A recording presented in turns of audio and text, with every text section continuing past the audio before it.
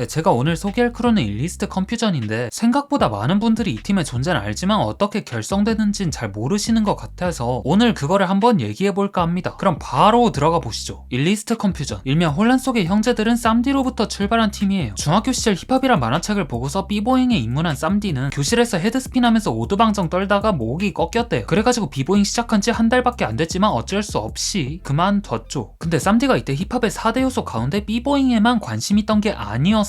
현재 쌈디를 있게 만들어준 랩에도 큰 관심이 있었죠. 사촌형 집에서 발견한 웨이컴필 앨범을 보고서는 쌈디는 그냥 무의식적으로 그거를 들어보고 싶었대요. 왜냐면 당시 한국에선 밝은 분위기의 가요가 주류였는데 그 앨범 커버는 그와 정반대되는 완전 음침함으로 가득한 아트워크로 돼 있었거든요. 약간 쌈디 형님의 중2병 힙스터 기질이 발동된 거죠. 그렇게 이날을 계기로 쌈디는 힙합이란 낯선 세계로 입문합니다. 부모님한테 용돈 받은 걸로다가 힙합 앨범을 하나둘 수집하고 노래 가사도 거의 다 외울 정도로 반복해서 듣다 보니까 쌈디는 이제 듣기에 다음 단계로 넘어가고 싶었나봐요. 귀가 트이니까 이미 근질근질해진 거죠. 이제 카피랩 뜨는 걸 필두로 해서 가사도 써보고 팀도 결성해보고 나중엔 직접 공연까지 기획하는 단계에 이르렀는데요. 그리고 이때 동료들을 모아 활동하던 팀이 바로 블랙 에어리어였는데 이 팀이 바로 전설 속에서 살아 숨쉬고 있는 크루, 일리스트 컴퓨전 탄생의 근원이라 할 수 있죠. 쌈디는 학교에서 랩 잘한다는 친구들과 그 친구의 친구들, 또 다른 구에 사는 형들까지 싹 다 모아서 팀으로서의 활동 영역을 넓혀갔습니다. 하지만 크루 운영이 마음처럼 쉽지만은 않았대요. 크루 명이 몇 번이나 바뀌는 동안에 멤버들이 정리되고 탈퇴하고 랩을 그만두는 등의 다양한 이슈가 발생해가지고 나중 가선 이게 크루라 하기도 뭔가 애매한 지경에 다다랐죠. 그러던 쌈디가 고3이 됐을 무렵 그는 학교에서 자신과 한 배에 타게 될 운명적인 친구를 정말 우연한 계기로 만납니다. 근데 노래 하다가 랩으로 약간 이어진 뭐 계기가 있어요 또? 그거는 이제 내가 고3 때 그 남산고등학교라고 쌈디 형 학교를 가게 됩니다. 그 쌈디 형이 그거였어요. 밴드부 장. 였고 내 친구는 2학년에서 기타 치는 애였는데 내가 그거 애들 보러 갔죠. 3학년 장이라고 어떤 사람이 나왔는데 잘생긴 빡빡머리 한 사람이 쓱 나왔는데 잘빠기? 그 랩이라는 걸 그때 처음 들어봤고 라이브로 우와 저 새끼 뭐지? 저런 신박한 새끼가 있다니. 그래가지고 쟤랑 연락을 해야겠다. 그래서 내 친구한테 물어보니까 이게 밴드부 장이다. 그래가지고 그때도 난 노래였지. 그 형은 랩이었고. 그러면서 이제 만나가지고 자기가 오디션 아닌 오디션을 막 오래방 가가지고 동전 넣어 해봐라. 그거 하면서 하다 끝에 그거 하면서 그러니까 또 쌈정 뭐 잘하네. 또 하는 거야. 아까 떼치는 거야. 그래서 자기도 막 그때 당시에 막 랩, 드렁큰 타이거 이런 거 하면서 와 잘한다. 우리도 같이 해보자 하면서.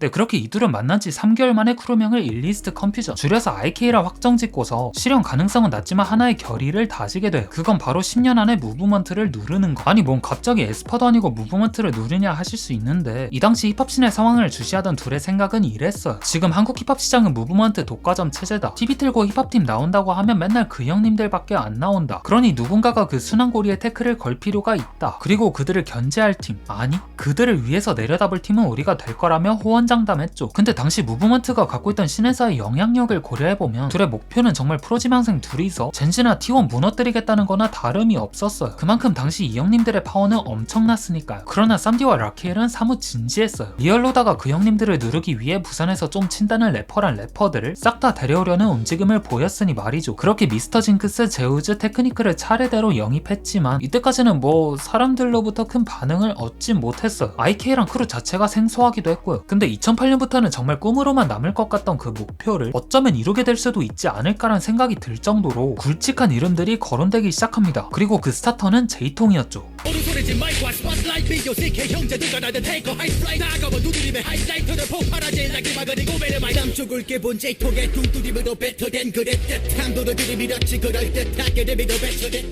이때 제이통은 우리가 아는 지금의 그와는 확연히 다른 스타일을 갖고 있죠. 음절 하나하나에 강세를 주면서 끊어치지만 신기하게도 유연한 플로우를 만드는 지금과 달리 이땐 차퍼에 가까운 랩을 구사했습니다. 뭐 암튼간에 그런 제이통은 자기 이전에 부산을 대표하던 쌈디한테 엄청나게 큰 동경심이 있었대. 뚱뚱한 톤에 쫀득한 발음, 남녀 가릴 거 없이 모두가 뻑가는 비주얼. 특히 Fuck You 라이브 영상을 보고선 이 형님 완전 힙합이라 느꼈다죠. 그렇게 무작정 네이트온을 켜고 쌈디한테 메시지로 자기를 IK에 걷어달라고 부탁했대요. 근데 쌈디로부터 돌아온 대답은 싫어였죠. 쌈디가 제이통을 바로 입국컷한 이유는 명료했습니다. 그냥 제이통의 존재 여부조차도 몰랐기 때문이죠. 근데 여기서 쌈디는 제이통한테 한 번의 기회를 줬어요. 1년 안에 너가 어떤 행보를 보여주느냐에 따라서 크루에 데려올지 말지 일종의 유예 기간을 준 거죠. 그렇게 제이통은 쌈디 마음 바뀔세라 곧바로 믹스테이프 만들고 얼마 뒤에 그 완성작을 쌈디가 들었는데 막 트위스타처럼 현란하면서 청각적 재미에 몰빵한 소위 속사포 랩을 구사하는 제이통을 발견한 거예요. 쌈디 역시 속사포까진 아니지만 사운드와 스킬에 집중한 래퍼였고 제이통의 발음을 씹으면서 개성 있는 톤으로 밀고 나가는 스타일이 남들은 쉽게 흉내내기 어려운 것에 가깝다 느껴가지고 제이통을 크루에 영입하기로 결정하죠. 한편 제이통의 합류 이후 쌈디와 주축 크루원들은 영입에 있어 보다 공격적인 자세로 나오는데요. 근데 이때까진 몰랐을 거예요. 앞으로 영입하게 될 멤버들이 나중에 씬에서 무지막지하게 한따까리 해먹을 양반들이란걸요. 어느 날 쌈디는 디스트라이브에서 방구석 래퍼들의 작업물을 디깅하다가 우연히 어떤 작업물을 딱 들었는데 귀에 단번에 꽂혔대요. 비트 해석도 잘하고 톤도 세련되고 그루브도 좋아가지고 얘는 바로 우리 팀으로 모셔와야겠다 해서 그 자리에서 쪽지 보내고 당일날에 보자 꼬셨죠. 그렇게 해서 3,000원짜리 돈가스 집에서 만난 그들은 막 이런저런 얘기를 하던 중 이제 쌈디가 IK 얘기를 슬그머니 흘렸는데 그 방구석 래퍼가 요 미끼 아닌 미끼를 바로 낚아챘어요. 네, 그리고 힙합에 좀 관심이 있는 분이라면 이쯤에서 그 방구석 래퍼가 누구인지 감이 오시죠. 네, 그는 바로 빈지노였어요. 빈지노는 당시 언더에서 제일 잘 나가던 쌈디의 부름과 함께 IK에 들어가게 될지도 모른다는 기대감에 쩔어서 첫 만남 이후 매일마다 벌써 하나씩을 쌈디한테 보내며 자신의 존재를 확실하게 각인시키려 했어요. 쌈디는 애초에 빈지노를 크루원으로 점 찍어둔 상태였는데 이렇게 열정 가득한 그를 보면 아마 하루라도 더 빨리 데려오고 싶었을 거예요. 네, 그로부터 얼마 안 지나 빈지노도 IK에 합류하게 되죠. 주로 술자리 컨택을 삶은 너지만 난 맨정신으로 만났지 사이먼 형이랑.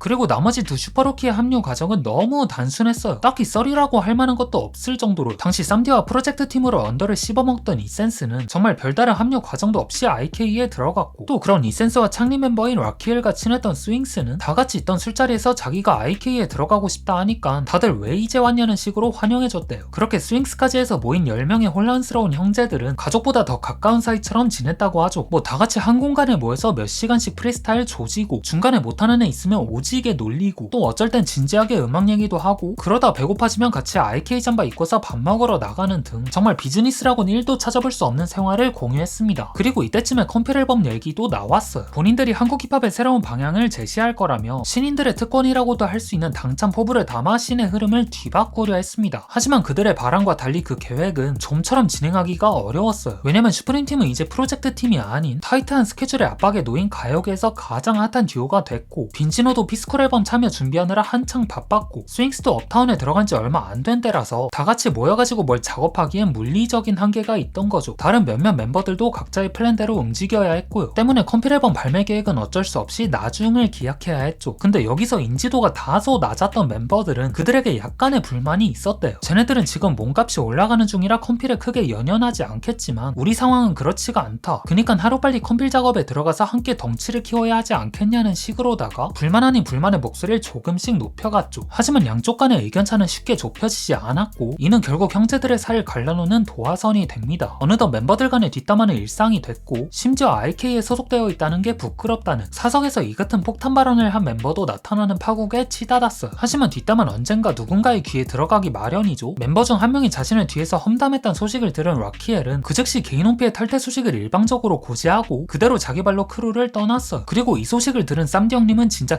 개빡쳐가지고 크루 멤버 전원 살인 예고를 날리기도 했지만 시간이 게을러 이 일을 회상할 때 이렇게 말문을 열었죠. 그 시절엔 내가 이기적이었다. 크루의 미래보다 그때 내 삶을 챙기기에 급급해서 리더로서의 책임을 다하지 못했다. 그런 와중에 크루의 덩치를 키우고 싶은 욕심은 또 컸다며 조직원들의 와해를 본인 탓으로 돌렸어요. 한편 라키엘이 나간 지 몇 달 안 지나서 팀의 핵심 멤버인 이센스와 스윙스도 탈퇴 소식을 연달아 전해가지고 크루의 무게감은 확실히 이전만 못해진 상태로 접어들었죠. 하지만 떠난 멤버들은 이제 떠난 멤버들일 뿐이고 남아있는 멤버들과 새로 영입된 멤버들은 크루의 더 나은 발전을 위해 멈추지 않았어요. 그러던 2012년 그들은 마침내 팀의 첫 오피셜 단체곡이라 할 수 있는 동시에 마지막 작업물이기도 한 혼란 속의 형제들을 발표하죠. 약지를 굽히고 높이 왼손을 IK에 남은 자와 떠난 자들을 위해 축배를 들어라. 끝까지 가던가 아니면 여기서 당장 끝내던가 존중해 죽였던 선택에는 중단은 없다. 난 쏘면서도 싫지 않은 폭풍과 같아.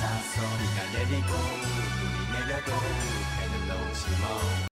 프로듀서 젠틀맨과 3명의 래퍼가 합작한 이 트랙엔 IK를 떠난 이들은 다시 붙잡을 수 없으니 우리끼리 어떻게든 끝까지 가보자는 패기가 담겨있어요. 무리해서의 이탈은 있어도 IK의 본체는 그대로이니 지금의 위기를 기회로 만들어보자는 의지도 함께 있고요. 마치 팀보다 위대한 선수는 없다는 말을 떠오르게 하는 남은 형제들의 강한 몸부림을 보는 듯 했죠. 그리고 쌈디 파트의 마지막 라인을 보면 훗날 크루의 레이블화를 도모하려 했던 사실도 알 수 있는데요. 그만큼 쌈디에게 있어서 IK인 크루 이상의 무언가였으면 틀림이 없었음을 팬들은 짐작할 수 수 있었죠. 뭐 정말 아쉽게도 현재 그 꿈이 이루어지진 못했지만요. 근데 만약에 이 팀이 멤버 이탈 없이 레이블로 전환하고 모든 멤버가 정상의 위치에서 활약했더라면 그것대로 감회가 남달랐을 것 같기도 하거든요. 정말 말 그대로 낭만 그 자체니까요. 20대 초반의 청춘들이 모여 한 가족처럼 또 동료처럼 각자의 성공을 축하해주고 다 함께 비상하는 그림이 말이에요. 진짜 그 형님들과 아무 상관없는 제3자의 입장에서 지금 그들이 함께하는 모습을 상상하는 것만으로도 굉장히 짜릿하게 다가오거든요. 하지만 되려 반대로 생각해봤을 때 그게 만약 현실화됐다면 오히려 아쉬울 뻔했을 수도 있었어요. 왜냐면 빈진 없는 일리네어는 상상조차 안 되고 저스트뮤직, 인디고뮤직 등은 탄생할 가능성이 매우 낮았으며 이센스가 바나의 품에 안겨 두 명반을 낼 일도 없었기 때문에 어쩌면 그쯤에서 멈춘 게 신의 엔터테인적인 측면을 위해서라도 더 나은 결과였는지도 모르니까요. 뭐 그래도 언젠가 한 번쯤은 이 멤버들이 다시 뭉쳐서 이때의 분위기와 감성, 열정을 재현해줬으면 하는 바람이 있는 게요. 그들에겐 정말 힙합이 아니면 안 된다는 어떤 결여나 마음가짐을 굳이 언어로서 표현하지 않아도 팬들은 직감적으로 다 알 수 있었기 때문에 10년도 훌쩍 지난 이 사이퍼 영상이 지금까지도 회자되고 있는 게 아닌가 싶네요.